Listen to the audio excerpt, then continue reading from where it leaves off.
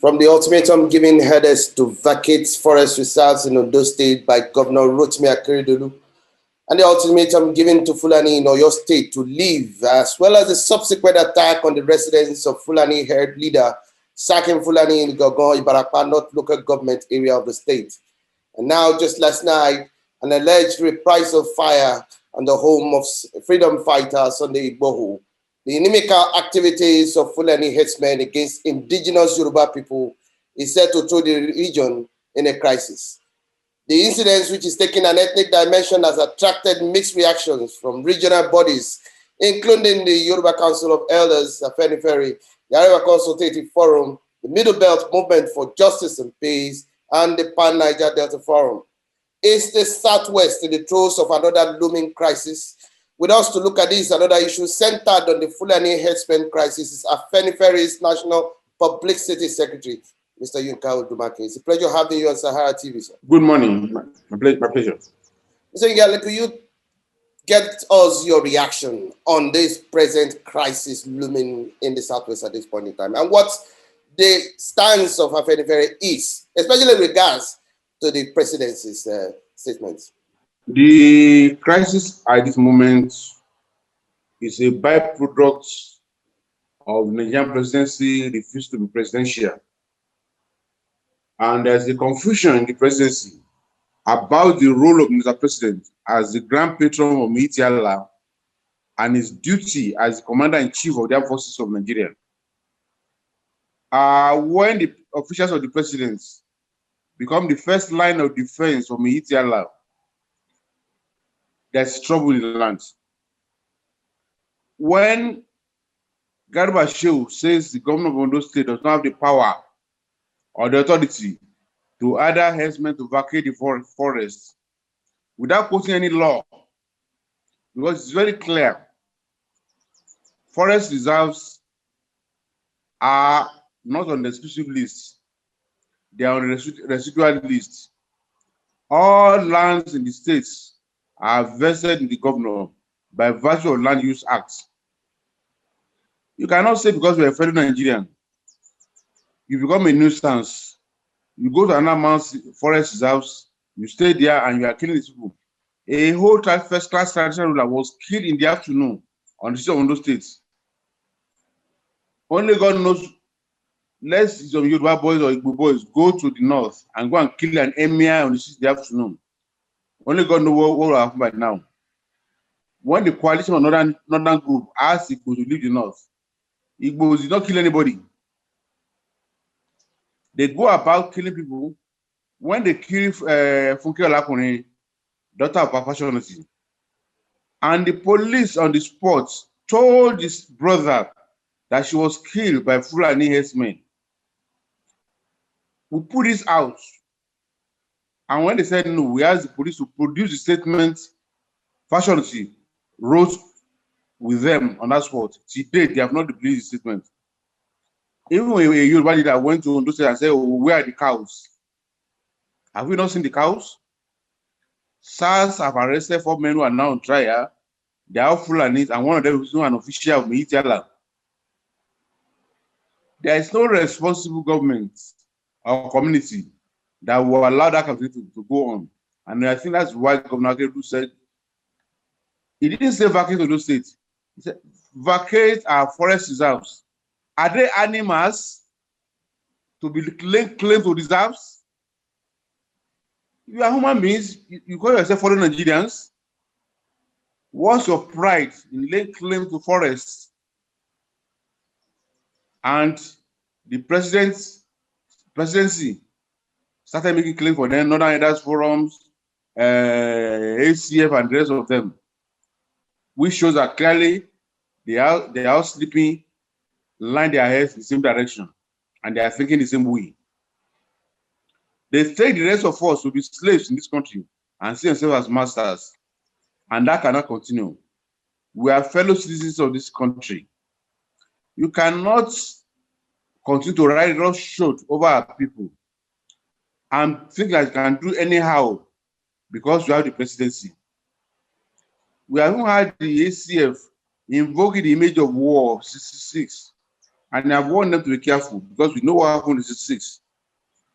They caused the war, and we know those who fought the war. When they had no war plan, all they were doing was using marabouts instructions to go and perish as soldiers in the rivers. So you cannot threaten anybody with any war, and we will not run for anybody on our land. We will not look for war, but let nobody threaten us because we are fellow Nigerians. Let's get your stand on the Afenifere meeting with the Southwest governors and Miyetti Allah yesterday, based on the vacation order to the Fulani herdsmen. Despite the call by some Yoruba leaders warning the Southwest governors not to negotiate the continued stay of Fulani herdsmen, based on the argument that the residents in the zone are still not safe because the herders will continue their atrocities. What's the stance and position of Afenifere with regards to this meeting? Well, first of all, we are not against dialogue, which is the reason why we have been calling for the restructuring of Nigeria. Let's sit and let's talk. So we have a dialogue anytime. And we appreciate our governors for the benevolence of sparing a Monday to go and sit down with cow herders. Is out of their quest for peace. But the Miyetti Allah and their sponsors should not see this as a sign of weakness or that we are bound to their security. We believe that even in the war situation, there should be talk. We appreciate our governors for sitting down with these cow herders who are making all kind of infuriating statements, who are not even repentant. Neither them, nor their paymasters, nor any Fulani has ever paid condolence or remorse for any life that has been lost here. They don't. When El-Rufai became governor of Katsina State, he made statements about Fulanis who are coming to revenge the killing of their cows in 2011. And how he went to pay them ransom so that they can stop the killings. If people value their cows to this level, why don't they want us to value our human beings? That they think that they can lay claim to our forests and be perpetuating atrocities there, kill our hoppers in the afternoon, be killing our precious citizens, and they want us to be clapping for them and to say we are fellow Nigerians. And they're saying they have the rights as Nigerians to move around. They should give us a law that says that they have the rights to go to other communities and be terrorizing people and be killing them. Let them bring that law. We know that there's what they call Boko Haram, that they may not understand what they are saying, that it does not make any sense. But let them bring that law that empowers them. And Garba Shehu, we are challenging him. Let's bring that law that says the forest reserves in those states has any direct bearing or control under the presidency, other than the Ondo State government. These people, they are talking like pure Boko Haram. That's serious.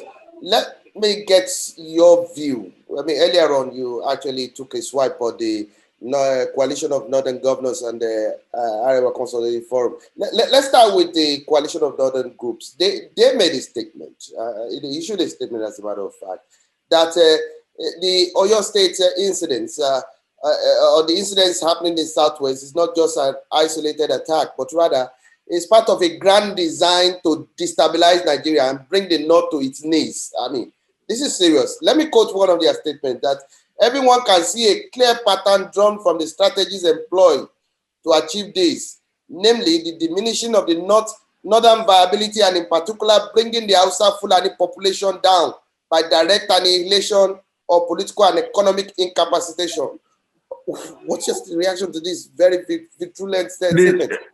That statement does not make any sense. How can you shift the responsibility of the crimes of your people on us?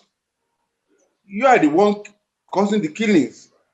You are the one causing the instability, the bandits. Your governors are posting with bandits in the afternoon on a daily basis. We can see what is going on. Wall Street Journal 3 years ago came out to say that the present government paid Boko Haram 3 million euros to do what? 3 million euros to buy more arms, more weapons, to destabilize, to kill people. You are the ones that are killing people. We are not the ones killing people. You are the one.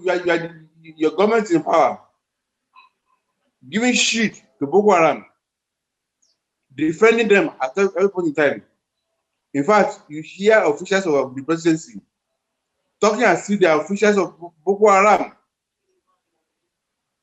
They are the ones destabilizing their region, destabilizing the rest of the country, because they don't believe in peaceful union or coexistence, and they want to they are the ones who want to destabilize Nigeria.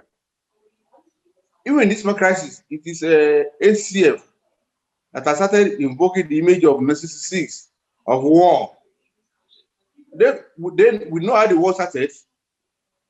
We know those who fought the war. They are Canadians, they are the police, they are Labi Summers. When the Mutalas and rest of them were perishing soldiers in the rivers because they were taking instruction from roundabouts without any war plan. So let nobody threaten us with any war. We are not looking for war. We not look for war. We not bait war, but nobody can threaten us on our land. Because when they came to Osogbo, native forces, they know what happened.